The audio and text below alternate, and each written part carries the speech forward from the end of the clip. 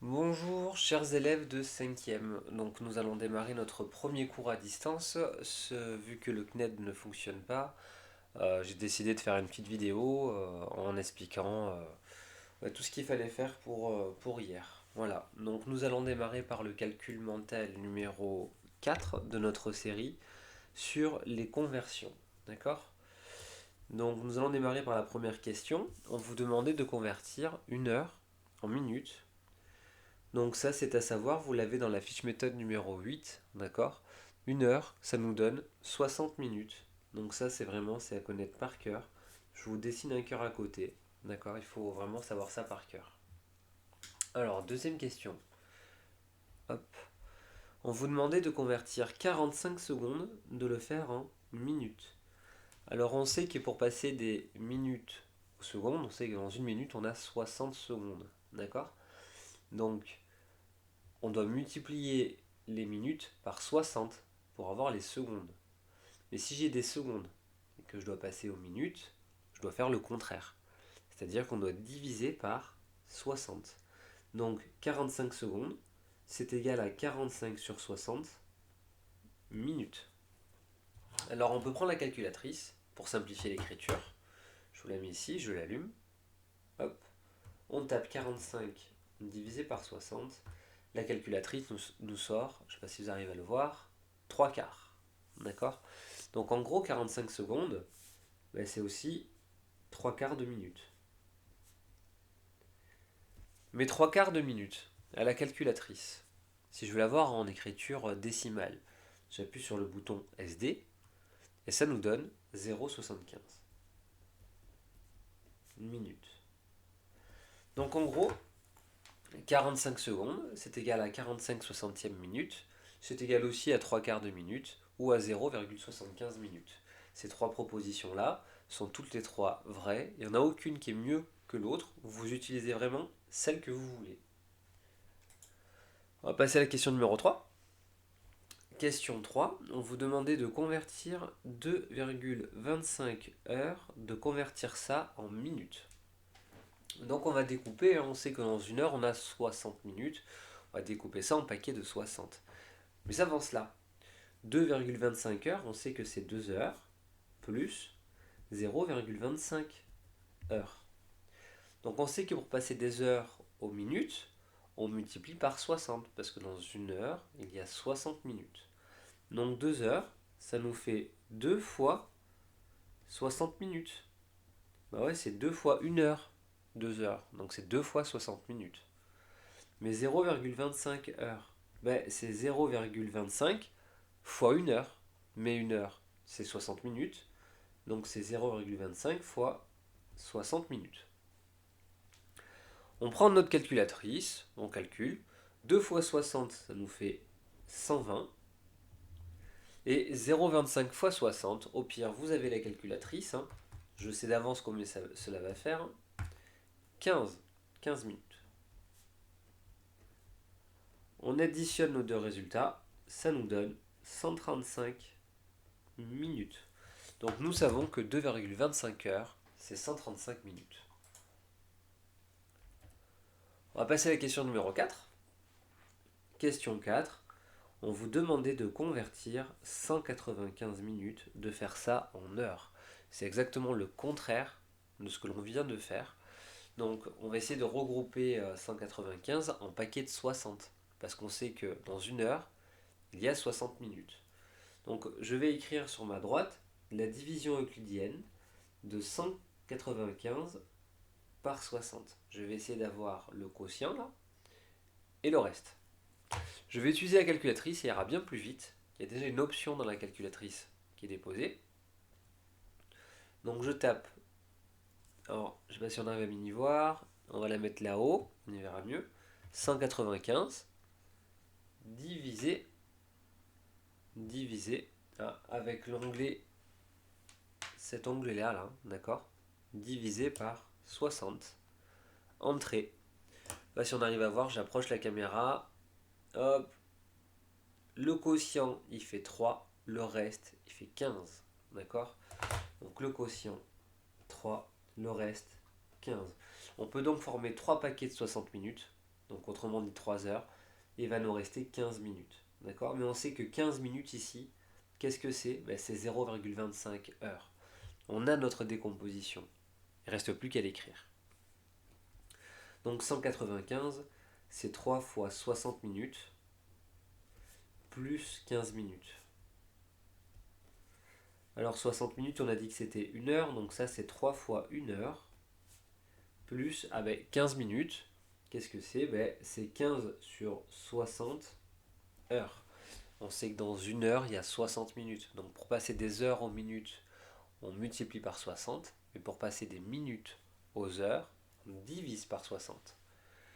Donc 3 fois 1, ça nous fait 3.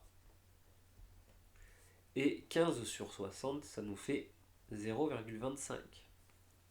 Je le tape ici, hein, d'accord? 15 sur 60, ça nous fait bien un quart. Et un quart, c'est 0,25. On additionne les deux résultats et ça nous fait 3,25 heures. Voilà pour cette question numéro 4. Dernière question. On vous demandait de convertir 3600 secondes, de faire ça en heures. Donc avant de convertir en heures, on va convertir ça d'abord en minutes et puis après en heures. D'accord? On sait que pour passer des minutes aux secondes, dans une minute, il y a 60 secondes. Donc des minutes aux secondes, on multiplie par 60. Donc pour aller des secondes en minutes, on fait le contraire, on divise par 60. Donc 3600 secondes, c'est égal à 3600 sur 60 minutes. Je prends la calculatrice si on n'est pas très doué en calcul mental, et ça nous fait 60. Donc 3600 secondes, c'est égal à 60 minutes. Donc après j'ai deux choix. Soit je calcule, soit je me rappelle ce que l'on a fait dans la question 1, que 1 heure, 60 minutes. Donc j'ai 60 minutes. Combien cela fait d'heures? Ça nous fait donc 1 heure. À connaître par cœur, 3600 secondes, c'est égal à 1 heure. Voilà pour ce calcul mental numéro 4. Nous verrons jeudi le calcul mental numéro 5. Ça va être des révisions sur tout ce qu'on a fait en calcul mental concernant les conversions. Comment convertir des grammes en kilogrammes, des centilitres en kilolitres, des millimètres en centimètres ou des heures en minutes, des minutes en secondes. Ça va être un peu tout ça. Voilà. Donc nous allons passer à l'activité du jour, l'activité numéro 1, page 221 de mémoire. Alors je vais aller chercher ça dans mes documents, je vais l'ouvrir, j'avais déjà tout préparé, mais mon ordinateur a décidé de tout fermer. Voilà, c'est ouvert, je l'ai. Donc, une activité qui portait sur la symétrie centrale, d'accord? Donc on vous demandait, première question, de tracer la figure sur du papier uni. Donc du papier uni, c'est pas un papier que j'ai comme là, hein, d'accord? C'est un papier type imprimante, où il n'y a ni carreau, ni rien du tout. Alors déjà j'enlève la feuille, c'est magique. On a un papier totalement blanc. Donc nous allons faire l'activité numéro 1 à la page 221. Donc question 1, je vous le fais. Vous regardez à la maison si vous avez fait exactement la même chose que moi, d'accord? Vous demandez de reproduire la figure. Donc on va reproduire la figure. Donc première étape, on va commencer par tracer le segment DC. Le segment DC, il mesure 1 cm. Donc je prends la règle et je mesure le plus précis possible 1 cm. Là, si on voit, je suis à 1 cm. Tac. DC. Je vois qu'à ce DC, à ce segment DC, je vais devoir faire deux autres segments qui sont perpendiculaires à DC, qui passent par le point D et par le point C. Donc on va avoir le segment DE qui va mesurer 1,5 cm et le segment CA qui mesure exactement la même chose. On essaie de construire un rectangle. Donc je place mon équerre sur DC. Je peux m'aider d'une règle au cas où, hein, d'accord? La règle, je la mets sur DC. Comme ça, je peux faire glisser mon équerre pour essayer de faire coïncider l'angle droit de mon équerre sur le point D. Donc là, on y est. Je prends ma règle, enfin mon crayon plutôt, et je trace jusqu'au point D. Hop, je prolonge. Je prends ma règle, hein, je prolonge.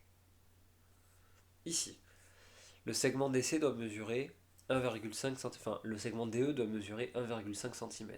Je prends ma règle, je place le 0 en D. 1,5, c'est ici. Je m'arrête donc là. Là, j'ai le point E. J'efface le reste. Alors oui, généralement en géométrie, on vous demande de jamais effacer votre escompte de jamais effacer vos traits de construction. Mais là, je vais en avoir besoin pour la suite de l'activité. J'ai besoin que la figure soit claire, propre, nette, précise. Donc j'efface les traits de construction. On fait la même chose de l'autre côté. D'accord. Donc on a tracé un segment qui était perpendiculaire à DC. Je n'oublie surtout pas de mettre l'angle droit. Je place mon équerre. Je relie. Hop là, je fais bien 1,5 cm. Alors c'est compliqué de faire de la petite géométrie avec des petites données parce que faut être précis. Et concrètement, nos outils sont un peu trop gros, donc c'est assez compliqué. D'accord. Donc si vous n'y arrivez pas, moi ce que je vous conseille de faire, c'est de doubler toutes les longueurs qui étaient données. Et comme ça, ce sera plus facile pour vous pour le tracer. J'oublie surtout pas de relier le point E et le point A. Tac. Et normalement, hein, je peux regarder avec l'équerre, vous avez les angles droits qui sont respectés. D'accord. Donc pour le point E, on en a bien l'angle droit. Et par définition, si on en a 3 dans un quadrilatère, le quatrième, il est forcément droit d'angle. Ok, voilà pour ce petit rectangle. On vous demandait aussi de tracer le segment AB, d'accord. Le point B était sur la demi-droite EA à 2,5 cm de A. Donc je place la règle sur le segment EA. Je vais prolonger le segment EA de 2,5 cm parce que le point B il est à 2,5 cm du point A. Donc je vais devoir aller jusqu'à 3,5. Parce que 1 plus 2,5 ça nous fait 3,5. Ici. Là j'ai le point B. Ok. Donc on va tracer la demi-droite maintenant CB et je vais en profiter pour la prolonger et placer le point O à 2 cm du point B. Donc je prends la règle, je mesure, je prolonge la demi-droite CB, je prends ma règle et je place le point O à 2 cm du point B. 2 cm.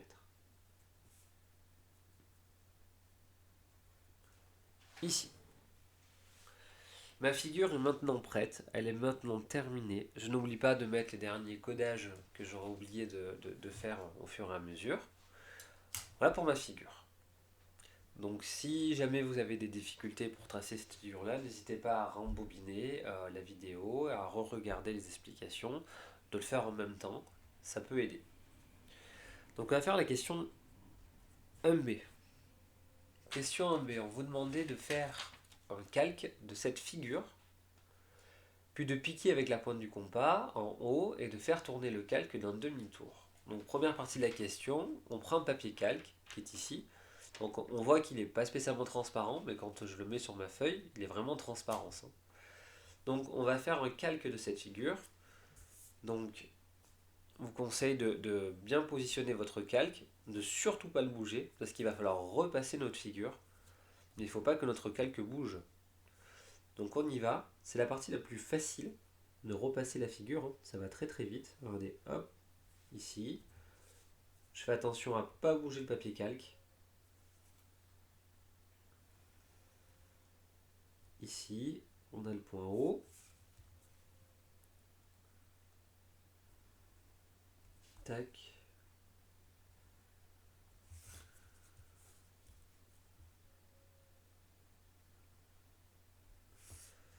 Voilà.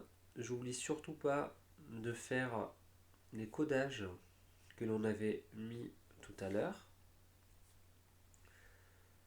Je repasse même les lettres, hein, d'accord. Le point A, le point B, le point E, le D, le C, le O. Donc là, on voit que à l'écran que j'ai rien fait, en gros, hein, d'accord?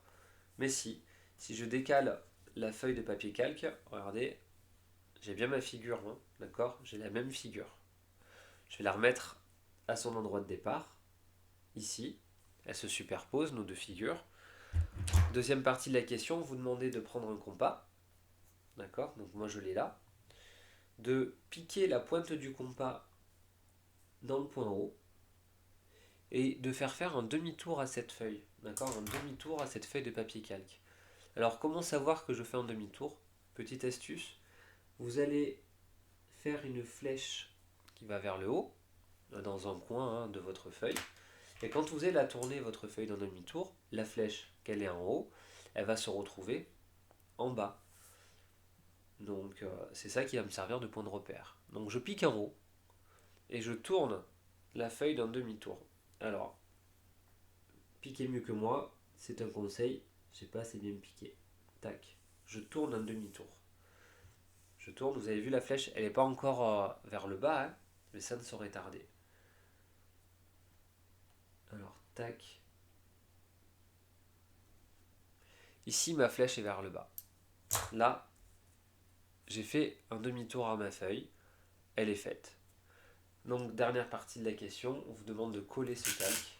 Donc, moi, je n'ai pas de colle, je prends du scotch, c'est exactement la même chose. Hein. Je scotche mon calque pour pas qu'il bouge et pour que je sois tranquille pour faire le reste de l'activité. Alors, pour celles et ceux qui n'y arriveraient pas, ne vous inquiétez pas, je vais vous mettre ce document-là dans Pronote avec le lien de la vidéo, hein, d'accord? Donc, vous aurez la correction, et vous aurez la vidéo explicative et la correction. Donc, on voit notre figure de départ qui est ici. On la fait tourner autour de ce point-là, de ce point haut, et on obtient la nouvelle figure qui est là. Donc, on va pouvoir maintenant répondre à toutes les questions que l'énoncé vous pose. Hop. Voilà. Alors, question numéro 2A. Donc, notez A', B', C', D', E', les points qui correspondent respectivement aux points A, B, C, D et E par le demi-tour. Donc, on voit qu'on était parti d'ici, on est arrivé là. Alors, j'avais déjà noté A, B, C, D, moi les points, je les avais repassés, mais je n'avais pas anticipé la question. Donc, la question vous dit de noter A', B', C', D', E'. Donc au lieu de mettre le point A ici, on va mettre le point A'. Le point B, ce sera B'. Le point C, c'est C'. Le point D, c'est D'. Le point E, c'est E'. Plus facile pour nous de s'y retrouver. D'accord? Parce que le faire en mettant pas les points, on fait le demi-tour. Pour certains, c'est compliqué de se dire que tiens, le point E, quand on lui a fait faire un demi-tour autour du point O, ben lui, il a atterri ici. D'accord? Là au moins c'est visuel. Donc vous savez qu'on avait le point E, il a atterri là-bas, le point E, parce que j'avais laissé le point E. Donc je mets E'.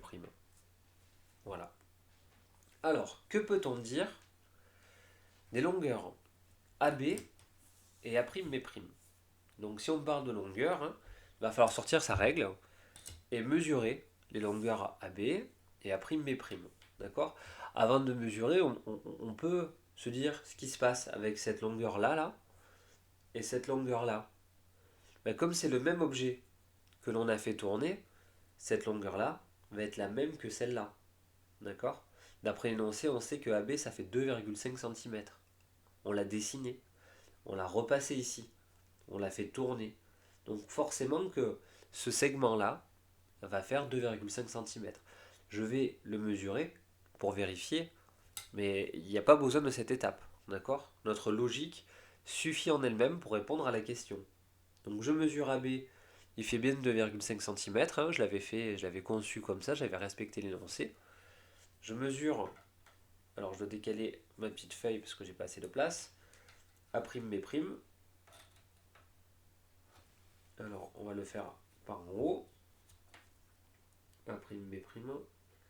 Et ça nous fait bien 2,5 cm. D'accord? J'ai mis le 0 ici. Ici on a 2,5. Donc on constate que AB et A'B' mesurent exactement la même mesure. D'accord? Et ça fait 2,5 cm. Est-ce qu'il en est pareil pour BC et B'C'. BC qui est ici et B'C'. Alors le raisonnement qu'on a eu tout à l'heure en disant que on est parti du même objet et on l'a fait tourner, l'objet n'a pas été déformé. Donc si là on avait, on l'a pas mesuré, on ne sait pas combien ça fait, mais si on avait 5 cm, ici on va avoir 5 cm. Forcément, quand on fait un demi-tour, même vous dans la vie de tous les jours, si vous tournez autour d'un point ou vous tournez sur vous-même, vous n'allez pas vous déformer, vous n'allez pas grandir, vous n'allez pas grossir, vous n'allez pas maigrir, d'accord? Vous restez pareil. Ben, c'est pareil pour les figures géométriques. Quand on les fait tourner, elles ne se déforment pas. Je mesure au cas où, hein. CB, ça nous fait 2,9 cm, d'accord, à peu près 2,9.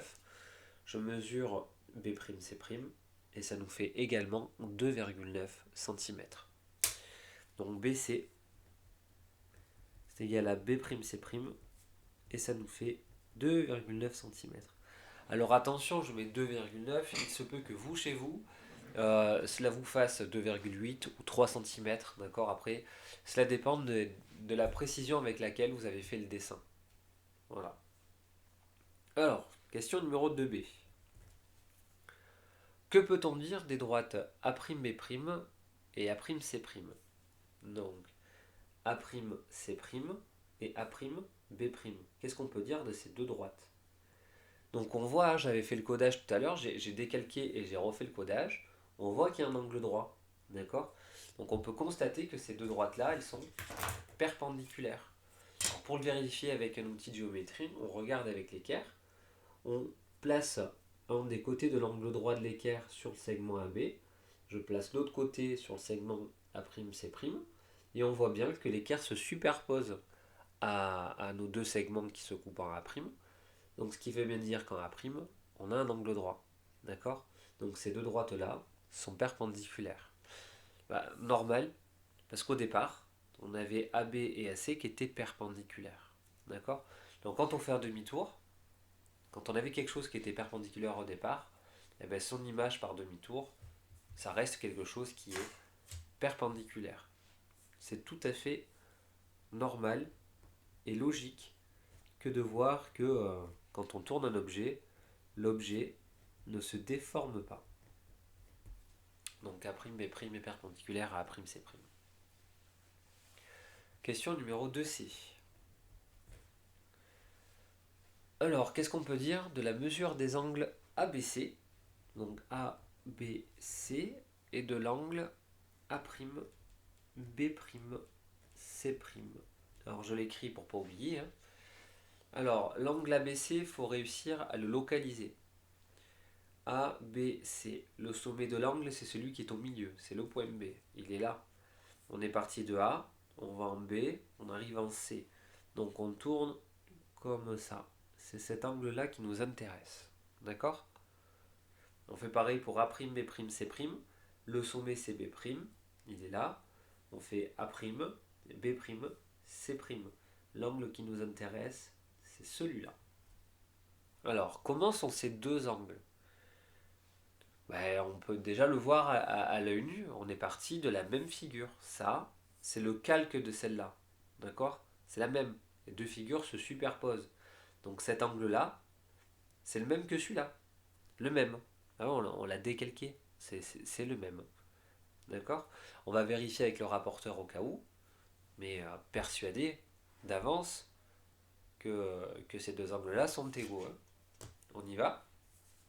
Donc on veut l'angle B. D'accord? Donc l'angle B, le sommet B, on va le placer au centre du rapporteur.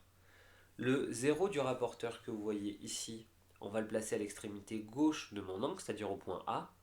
Et après, on va mesurer la graduation de notre angle, d'accord, grâce au point C. Alors on y va. Le sommet, alors j'ai le scotch qui se prend sur mon rapporteur, c'est pas cool. Alors le centre du rapporteur en B,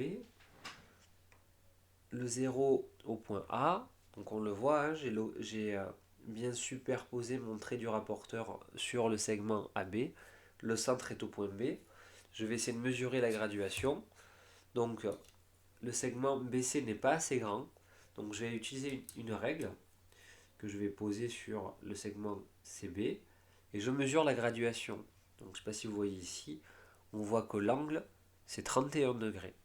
D'accord? Donc l'angle ABC, ça nous fait 31 degrés. On va faire la même chose pour l'angle A'B'C'. Le sommet c'est B', donc B', je vais le placer au centre du rapporteur. A' c'est l'extrémité gauche de mon angle, je vais donc placer le 0. Et je vais mesurer l'angle grâce au point C', d'accord, sur cette graduation-là. Donc le centre, on le met au point B'. Il faut bien mettre le 0 ou le trait là sur le segment B'A'. Donc je tourne ici. Comme tout à l'heure, le segment B'C' n'est pas assez grand. Je prends la règle. Je place sur B'C'. Il est placé ici. Alors, tac. Wow. Soyez plus précis que moi. Je vous le dis, avec une caméra, une règle et 10 objets de géométrie, c'est un peu compliqué, je vous le dis. Tac. On y est. Donc on peut voir ici, là, qu'on est à 31 degrés. Comme tout à l'heure. D'accord? On est juste après le 30. Regardez, le 30 il est là. On est juste après quand on se superpose. 31 degrés. Forcément que nos deux angles sont identiques. Je l'ai dit tout à l'heure, on est parti de la même figure que l'on a fait tourner. Donc nos angles sont égaux. Je l'écris. Comme ça au moins c'est noté. Alors une fois qu'on a vu tout ça, on peut répondre à la question 3. On peut répondre à la question 3. Alors question numéro 3. Quel semble être le rôle du point O par rapport au segment B'?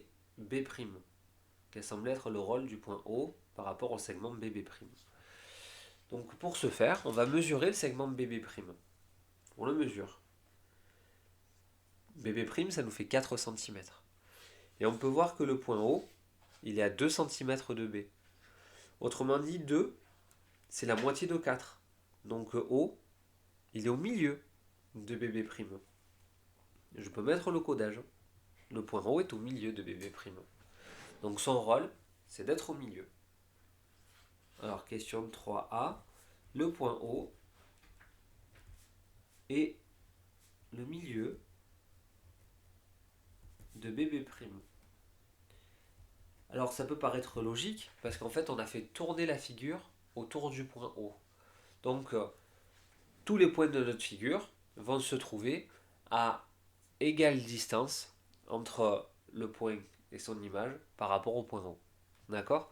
On va vérifier ça tout de suite avec la question 3B.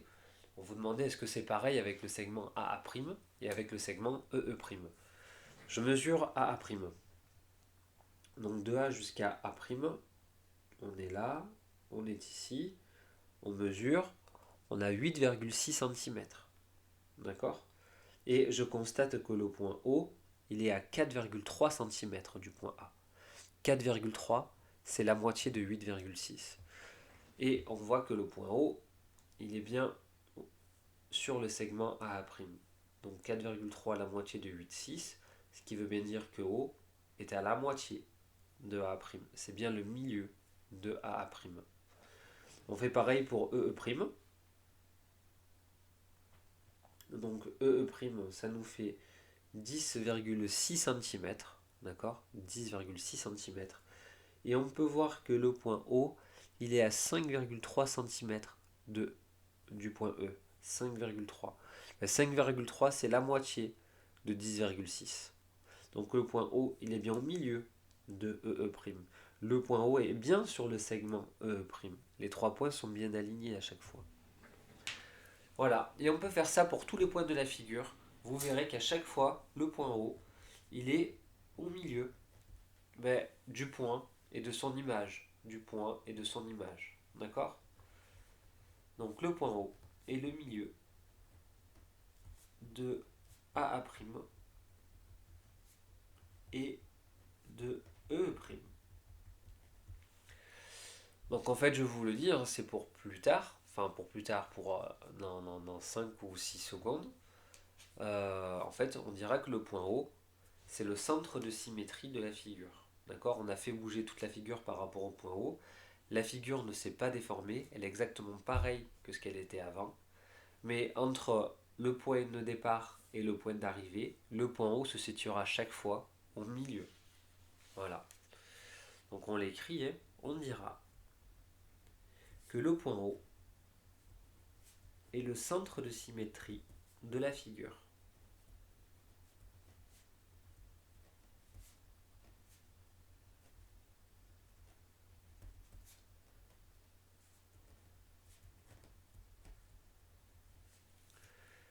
Voilà pour cette activité.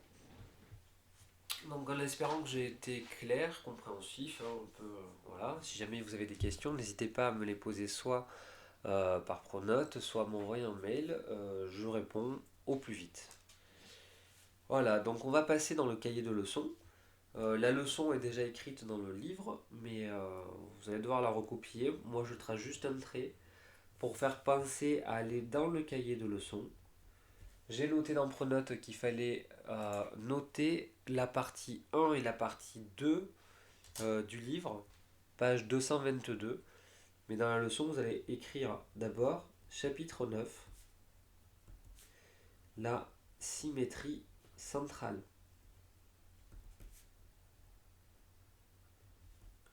Et de là, vous allez écrire la partie 1 et la partie 2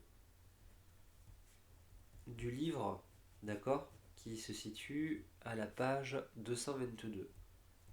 Donc la partie 1, c'est des rappels sur la symétrie axiale.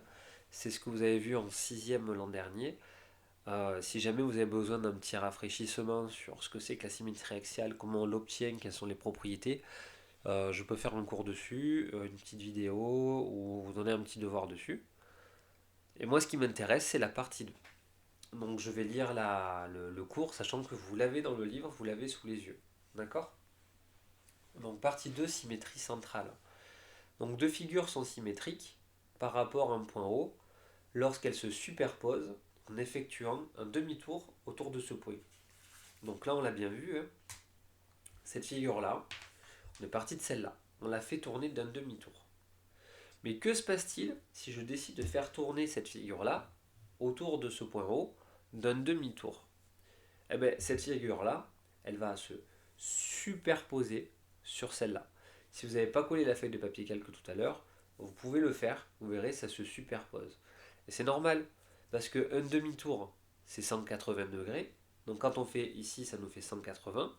Mais si je fais faire encore un demi-tour, encore 180, et bien en tout, on aura fait 180 plus 180, c'est-à-dire 360 degrés. 360 degrés, c'est un tour complet. Donc cette figure-là va bien se superposer avec celle de départ, ce qui veut bien dire que ces deux figures-là, elles sont symétriques par rapport au point haut. Voilà. On dit que ce point haut-là, c'est le centre de symétrie de la figure. Le centre de symétrie de la figure. Ok. Alors, vocabulaire. La symétrie par rapport à un point est aussi appelée symétrie centrale. D'accord? Donc on dira que cette figure-là, c'est l'image de cette figure-là par la symétrie de centre haut. D'accord? Ou on pourra dire que cette figure-là, c'est l'image de celle-là par la symétrie centrale de centre haut. Peu importe, les deux façons de nommer cette symétrie sont bonnes, sont correctes et se disent. D'accord? Même moi, j'utiliserai les deux façons de dire la symétrie sans forcément privilégier une plus que l'autre. Dernière partie de leçon, c'est sur comment tracer le symétrique d'un point. Donc, alors vous l'avez pas en mode vidéo dans votre livre, mais je peux vous le faire là. Donc imaginez, on vous demande de construire le symétrique du point A par rapport au point O, d'accord? Faire la symétrie centrale de ce point-là par rapport au point O, de lui faire faire un demi-tour par rapport au point O. Donc on a vu que ce point O là, ce centre de symétrie, c'était le milieu du point et de son image, le milieu. Donc on va essayer de tracer le point A' de telle sorte que le point O soit au milieu de A'. Donc pour ce faire, on va tracer, la demi-droite AO. Donc je place ma règle, je fais bien me passer du point au point O et je trace la demi-droite AO. Je ne sais pas quelle place j'ai besoin, je trace vraiment la demi-droite. C'est pas grave si le trait est trop long. Deuxième étape, il faut que le point O là, ce soit le milieu de A', le milieu. Ce qui veut dire que je vais devoir reporter la longueur AO de l'autre côté.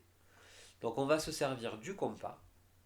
On va prendre l'écartement du point O au point A, ici, et je reporte cette longueur-là de l'autre côté. Tac.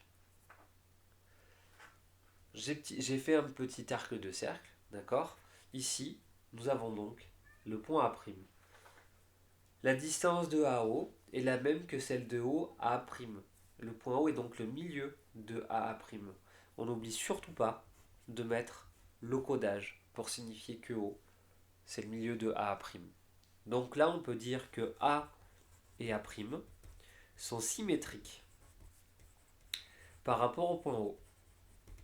Sont symétriques par rapport au point O. En effet, hein, donc on peut avoir le point A, si je le fais tourner autour du point O, avec un demi-tour, hein, on va obtenir le point A'. Je cherche juste une petite feuille de papier calque pour vous montrer tout ça. Ici, je vais trouver, tac, le point A, il est là, le point O, il est ici. Je vais faire ma petite flèche vers le haut, d'accord? J'ai repassé mes deux points, le point A et le point O, hein, et je vais faire tourner, d'accord? Je vais faire un demi-tour.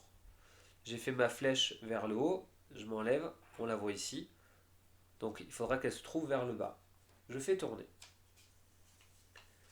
Alors je ne sais pas si on voit la flèche, elle arrive, elle descend,